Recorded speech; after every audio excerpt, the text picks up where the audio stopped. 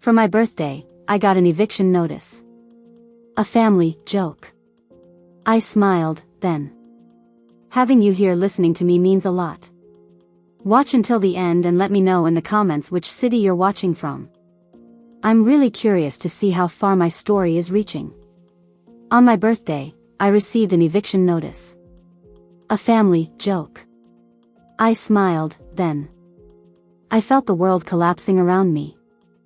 There I was, surrounded by my family in the dimly lit corner of Salvatore's, my father's favorite restaurant, holding what looked like an official eviction notice while everyone stared at me with expectant smiles. 30 candles on my birthday cake still flickered, sending dancing shadows across their faces. Well? Aren't you going to say anything? Rebecca, my sister, leaned forward with that perfect smile of hers. She'd orchestrated this whole thing, I could tell by the gleam in her eyes. At 35, she was everything my parents wanted, corporate lawyer, married to a surgeon, with 2 photogenic children who attended the right private school. I swallowed hard. It's very realistic. Dad roared with laughter, slapping the table. That's the whole point. Rebecca had her paralegal friend drafted up. Looks just like the real thing, doesn't it? I forced my lips into what I hoped looked like a smile, though it felt more like a grimace. The paper trembled slightly in my hands as I carefully refolded it and placed it back in the envelope.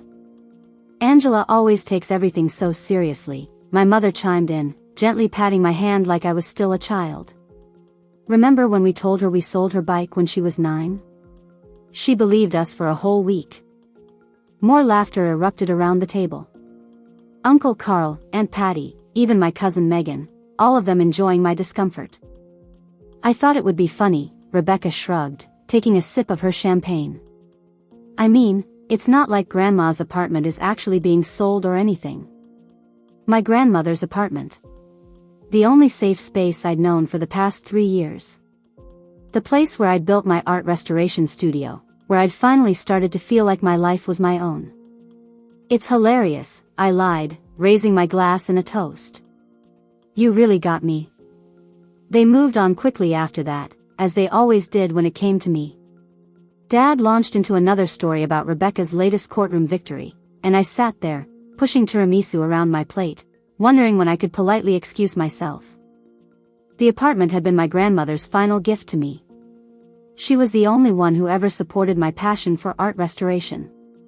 You have magic in your hands, Angela, she used to say while watching me carefully repair the delicate brushstrokes on antique paintings. When she passed 3 years ago, I was lost, until I found out she'd left me her apartment in her will. My parents had been furious, of course. Art restoration? That's just a fancy term for a hobby, Dad had said countless times. Come work for the family business. Do something practical. But I'd stood my ground, for once. The apartment became my sanctuary and my studio rolled into one. As I watched Rebecca holding court at the dinner table, I remembered how different our birthdays always were. For her 30th, my parents had rented out the ballroom at the Westmore Hotel. For mine, we got the corner table at Salvatore's, and an eviction notice joke. You're awfully quiet, birthday girl, Uncle Carl's voice broke through my thoughts. Just tired, I smiled. Big restoration project this week. Still playing with those old paintings, he chuckled. When are you going to get a real job like your sister? I felt my phone buzz in my pocket, probably Diane, my best friend, checking in. She had wanted to throw me a proper birthday celebration, but I'd insisted on the family dinner instead. It's tradition, I'd told her, though we both knew it was more obligation than tradition. Actually, I said, standing up, should probably head home. Early day tomorrow. But we haven't even given you your real present yet, Mom protested half-heartedly. I'll stop by this weekend to pick it up, I promised, knowing they'd probably forget by then. It wouldn't be the first time. As I hugged everyone goodbye, Rebecca held me a little longer than necessary. Lighten up, Ange, she whispered. It was just a joke. I nodded and pulled away, forcing one last smile before walking out of the restaurant, the eviction notice still clutched in my hand. The moment I stepped outside into the cool October air, I finally let my shoulders drop, the facade crumbling away. I took a deep breath, then another, willing away the tightness in my chest. Little did I know that the piece of paper in my hand wasn't a joke at all. It was just the beginning. The first sign that something was wrong came 3 days after my birthday. I was in my studio, carefully removing decades of grime from a small landscape painting, when my phone rang. Mrs. Haddock from 3B, a sweet elderly woman who always brought me homemade cookies when I fixed her antique picture frames. "Angela, dear, is it true? Are you moving out?" Her voice trembled with concern. My hand froze mid-stroke. "What do you mean?" "2 men in suits were measuring the hallway today. They told me they're from Highland Realty and that your apartment is being prepared for sale." She paused. "I thought maybe you'd finally decided to move in with that nice boyfriend of yours." The restoration brush slipped from my fingers, leaving a small blue streak across my workbench. "Mrs. Haddock, I'll call you back." I immediately dialed my father. Straight to voicemail. Then my mother. Same result. With shaking hands, I tried Rebecca, who picked up on the 4th ring. "Hey, I'm heading into a meeting. Make it quick." "Rebecca," I struggled to keep my voice steady. "Do you know anything about Highland Realty measuring my apartment building?" A pause. Too long of a pause. "Oh." Her voice dropped. "They were supposed to wait until after you received the official notice." My stomach twisted into a knot. Official notice of what? Another pause. I could hear her covering the phone, speaking to someone else. Then she came back. "Look, I can't talk now. Come by the house tonight. Mom and Dad will explain everything." She hung up before I could respond. I stood there staring at my phone, the reality sinking in. The eviction notice. It hadn't been a joke at all. Rain pounded against the windshield as I pulled into my parents' circular driveway that evening. Their house, a colonial revival that Dad loved to remind guests was featured in Architectural Digest, loomed large and imposing against the darkening sky. Through the front window, I could see them waiting, Mom perched on the edge of the sofa, Dad standing by the fireplace, Rebecca leaning against the grand piano they never played. A perfect family portrait, missing only the disappointment, me. My boyfriend Tyler's words echoed in my head from our phone conversation earlier. "I'm sure there's just been a misunderstanding, Angie.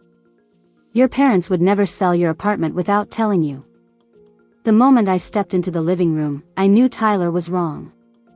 "Sit down, Angela," Dad said, gesturing to the chair across from them, isolated, just like at my birthday dinner. "Is it true?" I remained standing. "Are you selling Grandma's apartment?" My mother sighed.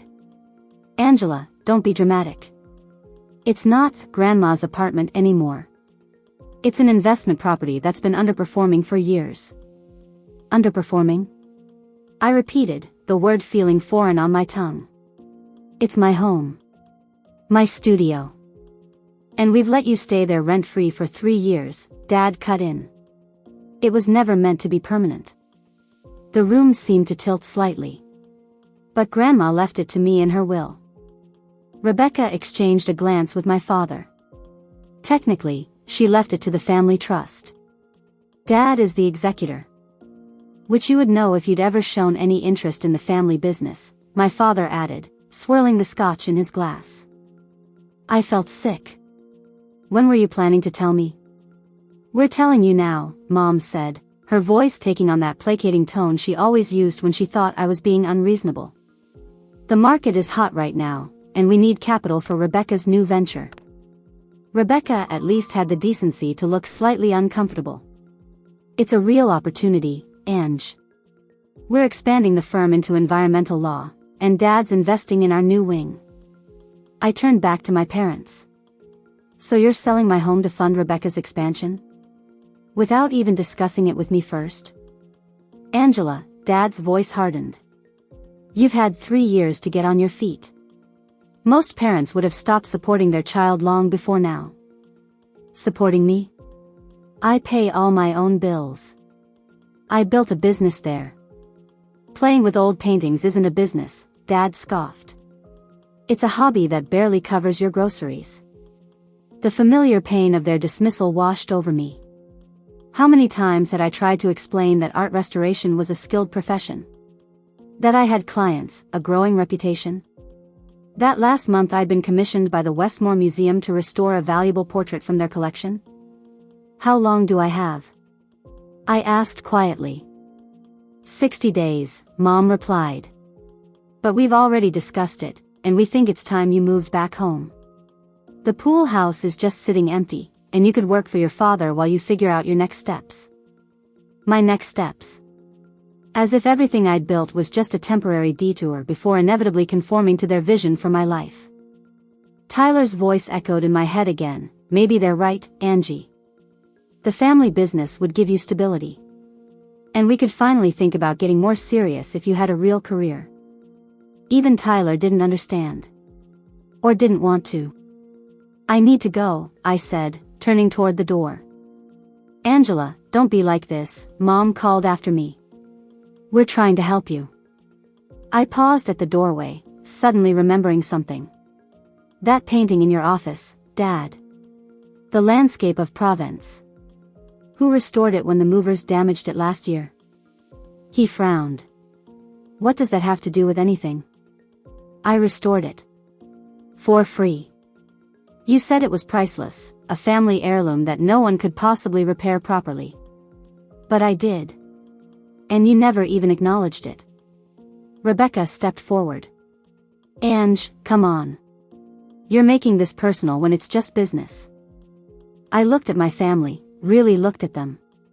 My successful sister who had never faced a moment of doubt or disapproval. My mother who collected perfect family photos but couldn't remember the last time she'd asked about my life. My father who measured worth only in billable hours and investment returns. 60 days, I repeated, more to myself than to them. I'll be out in 60 days. As I walked to my car through the rain, I made a silent promise to myself. This time would be different. This time, I wouldn't just smile and accept what they'd done. This time, I would fight back, but not in the way they might expect. 60 days, I whispered to myself as I surveyed my apartment. My sanctuary. My prison now. Morning light streamed through the tall windows, illuminating dust particles dancing in the air. In the corner stood my restoration table, a large oak surface covered in specialized tools, brushes arranged by size, and various solvents carefully labeled. 3 years of building this space, of creating a life that was authentically mine. All of it gone in 60 days. My phone buzzed. Tyler again. I'd been avoiding his call since our conversation last night, when he'd suggested maybe my parents were right. It's not like art restoration is a reliable career path, Angie, he'd said, his voice gentle but condescending. Maybe this is the push you need. The push I needed. As if my passion, my talent, my entire identity was just a phase I needed to outgrow.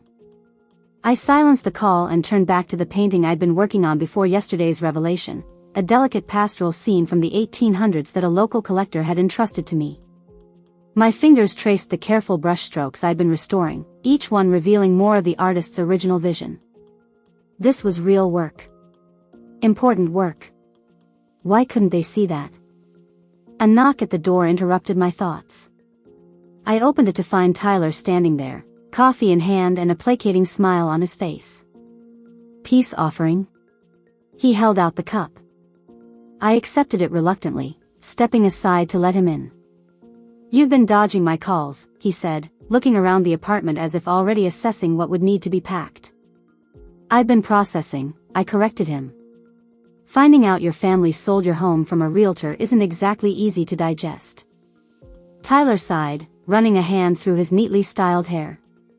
In his pressed button-down and khakis, he looked like he belonged in my parents' world, which, I supposed, he did. Tyler worked for a marketing firm that often collaborated with my father's company. It was how we'd met 3 years ago, at a corporate function I'd attended only because my mother had insisted. I talked to your dad this morning, he said. I stiffened. You what? Don't be upset. I was trying to help. He placed his hands on my shoulders. He explained everything, and honestly, Angie, I think this could be good for you. Good for me, I repeated flatly. Yes. The pool house is gorgeous, much nicer than this place. And he's offering you a real position in the company. Marketing and communications. You'd be working directly with me. I stepped away from his touch. I have a real position. I'm an art conservator. Tyler's expression softened into something dangerously close to pity. Come on, Angie. You're 30 now. Don't you think it's time to get serious about life? About us? What does that mean? He hesitated, then reached into his pocket and pulled out a small velvet box. My stomach dropped. I was going to wait, do this properly, but... He opened the box, revealing a solitaire diamond that caught the morning light. I've been talking with your dad about our future. If you take the job at the company, we could get married, start thinking about a family. Your parents would help us with a down payment on a house in their neighborhood. I stared at the ring, then at Tyler's expectant face, and suddenly everything became crystal clear. This wasn't a coincidence. This was coordinated. Did my father put you up to this? Tyler's hesitation told me everything. He didn't put me up to anything, he finally said, but his eyes shifted away from mine. He just helped me see that if I'm serious about you, I should help guide you toward better choices. Guide me, I echoed, the words tasting bitter. Angie, be reasonable. Your studio makes what, $25,000 a year? The position at your dad's company starts at $75,000, plus benefits.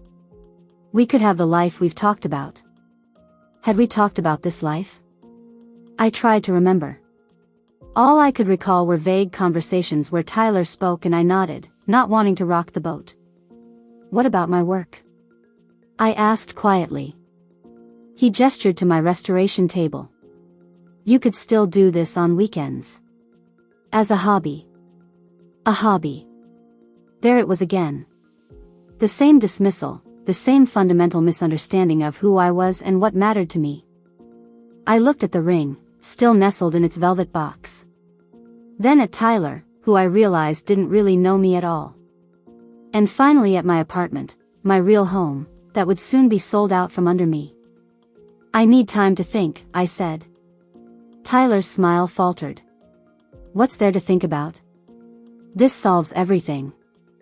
It doesn't solve anything, I replied, more sharply than I intended. It just erases me. Don't be dramatic, Angie. That's exactly the kind of thinking that worries your family. He snapped the ring box shut. Look, your dad invited us to dinner tonight to celebrate. Just say yes, and all this stress disappears. I felt a calmness settle over me, the kind that comes with perfect clarity. I can't go to dinner tonight. I have plans. What plans? Tyler frowned. I'm meeting with a client about a restoration project. He sighed heavily. Can't you reschedule? This is important. So is my work, I said simply. Tyler stared at me for a long moment, then shook his head. I don't understand you sometimes, Angie. Everyone is trying to help you, and you keep fighting it. As he walked toward the door, he turned back. Call me when you're ready to be reasonable. After the door closed behind him, I stood motionless in the center of my apartment. The walls that had felt like they were closing in now seemed to expand with possibility. For the first time since the birthday dinner, I took a full, deep breath. I had 60 days. 60 days to figure out how to save what mattered to me most. And contrary to what my family believed, it wasn't too late to fight for it. The storage unit smelled of dust and forgotten memories. I'd rented it 3 years ago to store Grandma Eleanor's possessions, the ones my parents had been eager to discard after her funeral. Just throw it all away, Dad had instructed the estate cleaners. She kept too much junk. But I couldn't bear to see her life reduced to junk, so I'd secretly hired movers to bring her papers, photos, and personal items here instead. Now, I rummaged through cardboard boxes labeled in my hasty handwriting, Eleanor's books, Eleanor's letters, Eleanor's documents. With only 53 days left before eviction, I was searching for anything that might prove the apartment was legally mine. A will, a deed, some document my father had conveniently forgotten to mention. For hours into my search, my back aching and dust coating my clothes, I almost missed it, a thin folder labeled Property, tucked between photo albums. Inside was a stack of papers, tax documents, maintenance records, and correspondence about the apartment. I carefully spread them across the concrete floor, scanning each page. Most were routine documents, nothing I could use. But at the bottom of the stack, I found something odd, a letter from Grandma Eleanor's attorney dated just 1 month before she died. It referenced the amended will regarding the property transfer to Angela. My heart quickened. Amended will? I'd only seen one will, the one my father had shown the family, where Grandma left her assets to the family trust, with him as executor. But this letter clearly mentioned a separate arrangement for me. My phone rang, breaking the silence. Diane. Where are you? She demanded without preamble. I've been texting for hours. Sorry, I said, still staring at the letter. I'm at Grandma's storage unit. Find anything useful? Maybe. I hesitated, not wanting to hope too much. A letter mentioning an amended will specifically about the apartment. Diane's voice sharpened with interest. She was a paralegal at a law firm downtown, not Rebecca's prestigious firm, but a smaller practice specializing in family law. That could be significant. Any chance you can find the actual amendment? I've looked through everything. It's not here. What about the attorney who wrote the letter? Lawrence Goldstein? I checked the letterhead. Yes, that's him. I know him, Diane said. He's retired now, but his daughter took over his practice. I can reach out. This was why Diane had been my best friend since college. She never hesitated, never questioned whether something was worth fighting for. Would you? I'm not sure what good it will do if my father already has the official will, but... Angela, Diane cut me off firmly. Stop assuming you've lost before you've even started fighting. Meet me for lunch tomorrow. 1 o'clock at Miller's Cafe. After hanging up, I carefully repacked everything except the letter, which I tucked securely in my bag. As I locked the storage unit, a text from my mother appeared. Tyler told us about your argument. Why are you making this so difficult? Family dinner tonight at 7. Please be there. I didn't respond. Instead of driving home, I found myself heading toward Westmore Museum, where I'd completed my first major restoration project last year, a damaged portrait of the city founder that had been considered beyond repair. The museum had taken a chance on me when more established conservators had declined the job. The security guard recognized me and waved me in with a smile. Ms. Sinclair. Good to see you. That painting of yours is still getting compliments. I nodded gratefully and made my way to the east wing where the portrait hung. Standing before it, I studied my work, the painstaking restoration of the subject's eyes, the careful color matching of the damaged background, the nearly invisible repair to the torn canvas. This was craftsmanship. This was value. This was who I was. Impressive work. I turned to find Martin Westmore himself, the museum director and descendant of the portrait's subject, standing beside me. Thank you, I said, surprised to see him. Martin was usually traveling, acquiring new pieces for the collection. I was just telling the board about you yesterday, he continued, his eyes still on the painting. We have several more pieces that need restoration. Delicate work, 18th century landscapes with significant damage. Are you interested? I almost laughed at the timing. Very interested. Excellent. It would be a 6-month project, well paid. He finally looked at me. The catch is we need someone full-time, on-site. We're preparing for our bicentennial exhibition next year, and everything needs to be ready. 6 months. Full-time. It would be my biggest commission yet, something that could establish me permanently in the art restoration world. Something that would prove once and for all that my career was real. But in 53 days, I wouldn't have a home or studio. I would need to start soon, I said carefully. And I'm currently looking for new workspace. Martin raised an eyebrow. As it happens, we have an apartment available for visiting artists. It's small but functional, with excellent natural light. It would be part of your compensation package. I stared at him, wondering if this was really happening. I'd need your answer by Friday, he added. Can you come by tomorrow to discuss details? Yes, I replied, trying to keep my voice steady. Yes, absolutely. After he walked away, I stood motionless, my mind racing. A prestigious 6-month position. Housing included. A chance to prove myself professionally. It was almost too perfect, an escape route appearing just when I needed it most. But it wasn't just an escape. It was an opportunity to build something of my own, separate from my family's expectations and judgments. My phone buzzed again. Tyler, your parents are expecting us at 7. I'll pick you up at 6:30. I looked at the time, 5:15. I had a decision to make. As I walked out of the museum, I felt something I hadn't experienced in years, the lightness of choice. For once, I wasn't reacting to my family's demands or trying to fit myself into their expectations. For once, I was choosing my own path. I texted Tyler, I won't be there tonight. Or any night. We're done. Then I blocked his number, along with my parents and Rebecca's. 53 days. I had 53 days to reclaim what was mine, both the apartment and my independence. And thanks to what I'd found in that storage unit, I finally had a place to start. Are you absolutely certain about this? Diane asked, sliding the legal document across the cafe table. I stared at the papers before me, the amended will that Lawrence Goldstein's daughter had located in her father's archived files. It stated clearly that Grandma Eleanor had left her apartment specifically to me, not to the family trust. It's my apartment, I said, my voice stronger than I expected. It always was. Then your father lied to you, Diane said bluntly.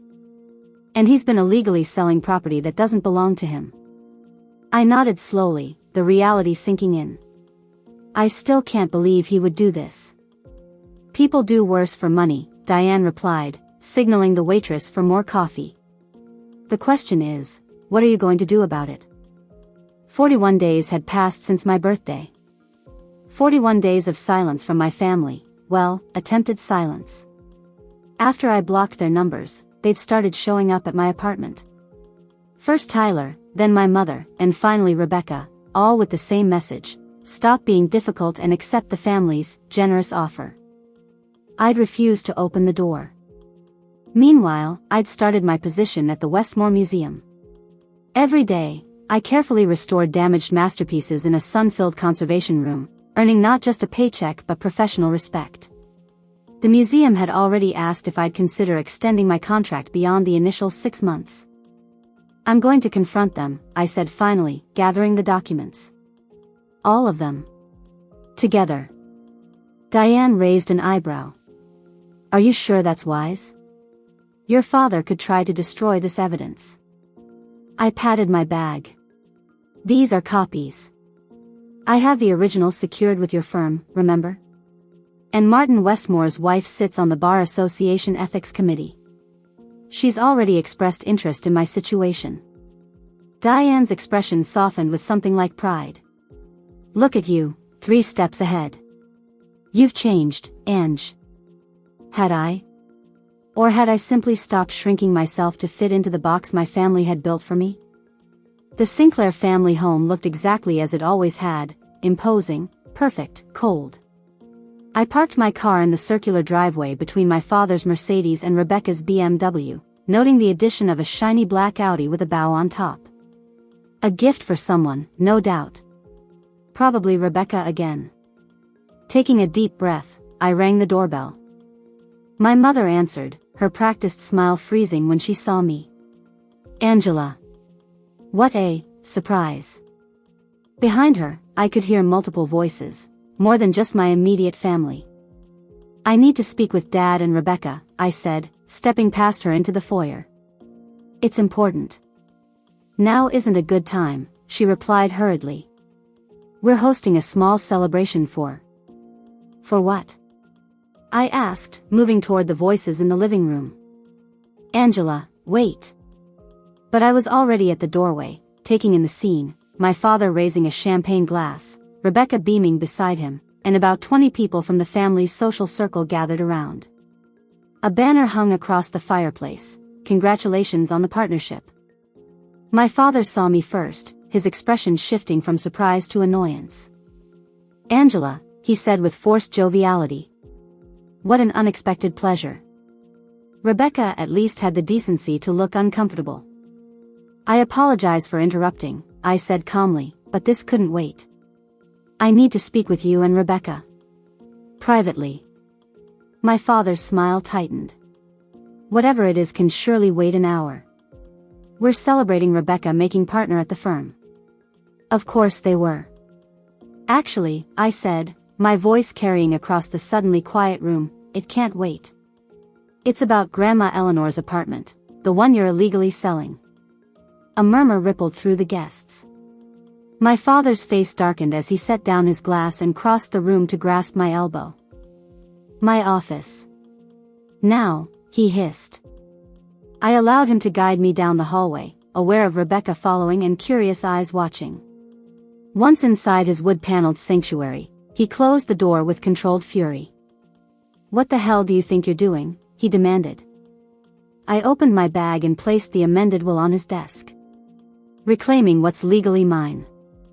Rebecca stepped forward, lawyer instincts kicking in. What is this?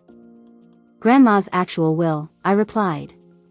The amendment she made 1 month before she died, leaving the apartment specifically to me. The amendment I looked directly at my father, conveniently forgot to mention.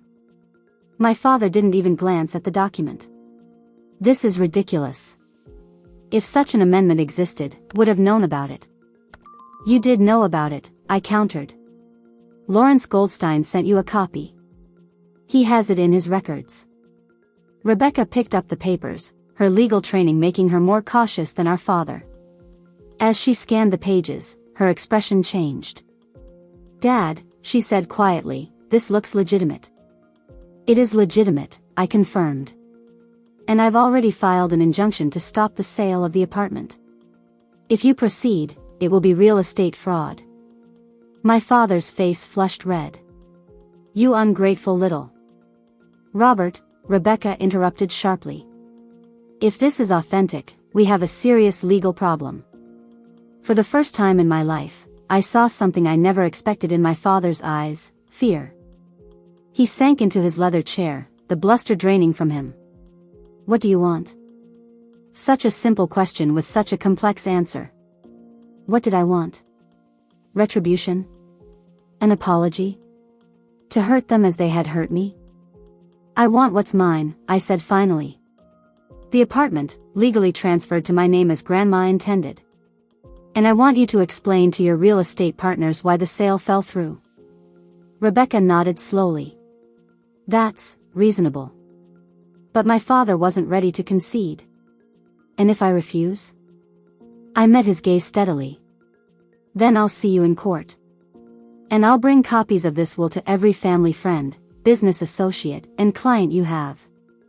The threat hung in the air between us. My father had built his reputation on integrity and family values. A public legal battle exposing his attempt to steal from his own daughter would ruin him, and he knew it. You wouldn't, he said, but without conviction. I've already discussed the case with Amanda Westmore, I replied. You know, Martin's wife?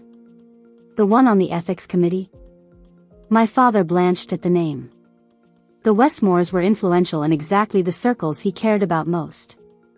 Rebecca placed a restraining hand on his arm. Dad, we need to fix this. Properly.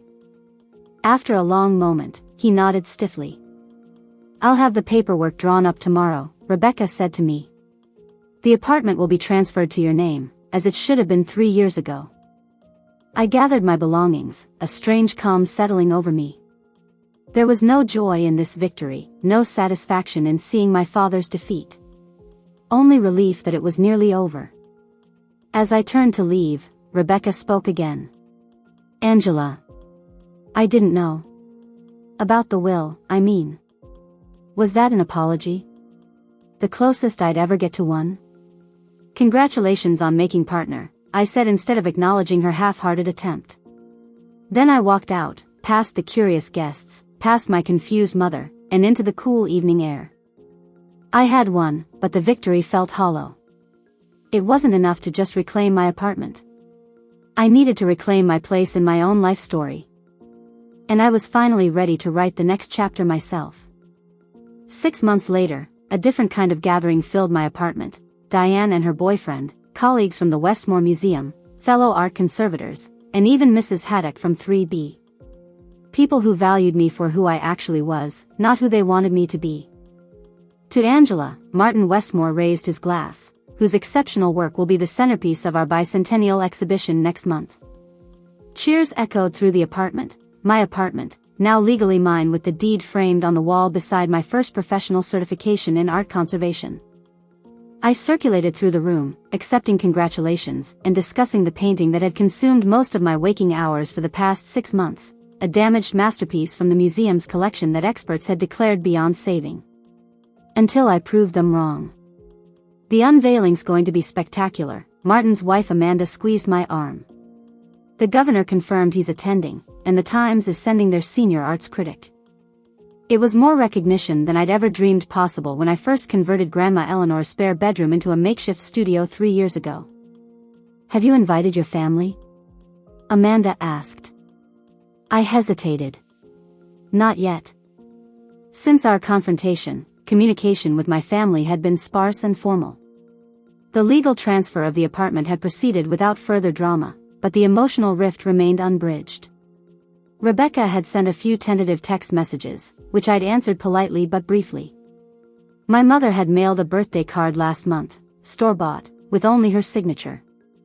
My father maintained his silence. "You should," Amanda said gently. "Not for them. For you." Later, after the guests had left and I was alone with the pleasant aftermath of celebration, empty glasses waiting to be washed, the lingering scent of good food and wine, I sat at my work table and considered Amanda's words. Did I want my family there?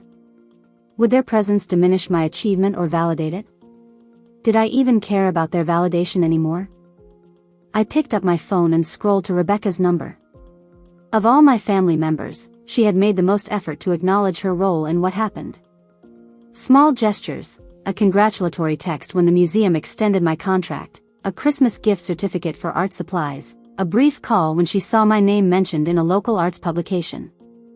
"Angela," she answered on the third ring, surprise evident in her voice. We rarely spoke by phone. "Hey," I said, suddenly unsure how to proceed. "I've been working on a special project at the museum. There's going to be an unveiling next month. I thought, maybe you'd like to come." Silence stretched between us, filling with 6 months of unspoken words. "I'd like that," she finally said. Should I tell Mom and Dad? The question I'd been dreading. Did I want them there?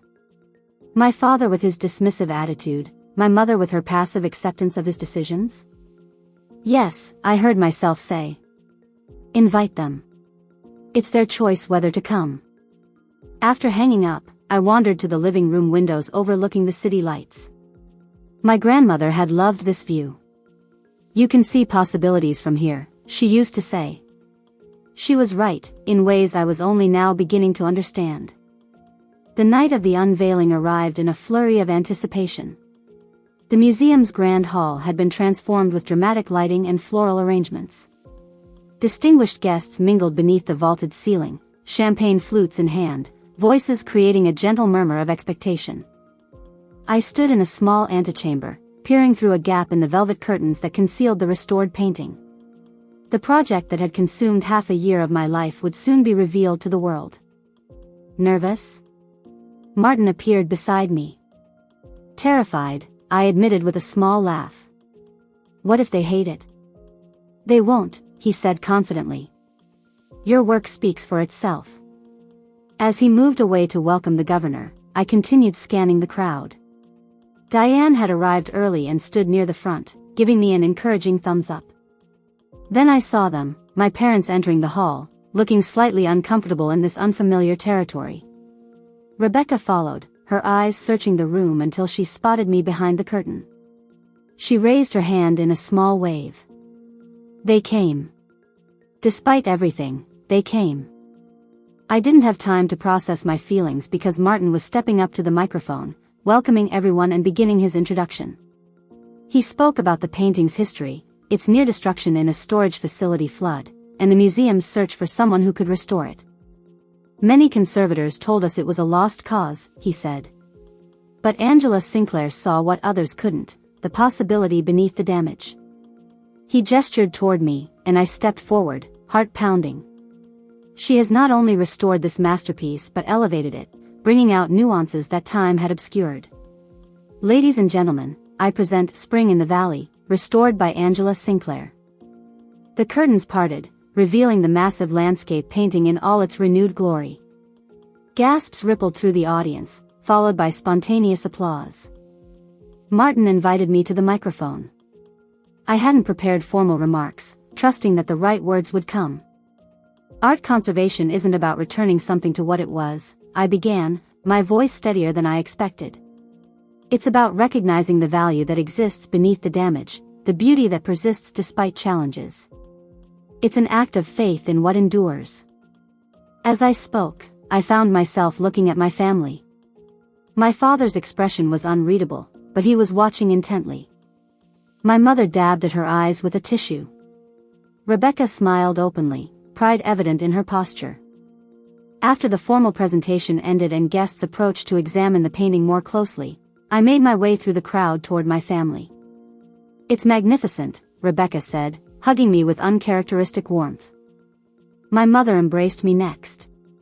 We had no idea, she whispered. All these years, we had no idea what you could do. Then I stood before my father. For a moment, neither of us spoke. The brushwork, he said finally, gesturing to the painting. It's extraordinary. The detail in those mountains. I've never seen anything like it. It wasn't an apology. It wasn't an admission that he'd been wrong. But it was an acknowledgement, the first time he'd ever recognized my work as something valuable, something real. Thank you, I said simply. We stood awkwardly for another moment before he cleared his throat. The museum director mentioned you've been offered a permanent position here. Yes, I confirmed. Head of conservation, starting next month. He nodded, something like respect flickering in his eyes. Congratulations. That's impressive. Later, after my family had left and most guests had departed, I stood alone before the painting, the culmination of years of work, study, and perseverance. Diane joined me, linking her arm through mine. So, how does it feel? I considered her question carefully. How did it feel to finally be seen? To have created something lasting and beautiful? To have reclaimed my space, not just my apartment, but my place in the world? It feels like coming home, I said finally. To myself. 6 months ago, I'd thought winning meant keeping my apartment. Now I understood that the real victory was finding my voice, standing my ground, and building a life that reflected who I truly was, not who others wanted me to be. The apartment was just a place.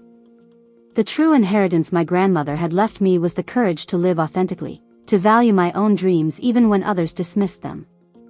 As Diane and I walked through the quiet museum toward the exit, I realized I no longer felt angry at my family. Their approval or disapproval no longer defined me. I had finally broken free of the need for their validation, and in doing so, had opened the possibility for a different kind of relationship. Not perfect, perhaps never close, but built on truth rather than expectation. That was the real price of silence, the one I refused to pay ever again.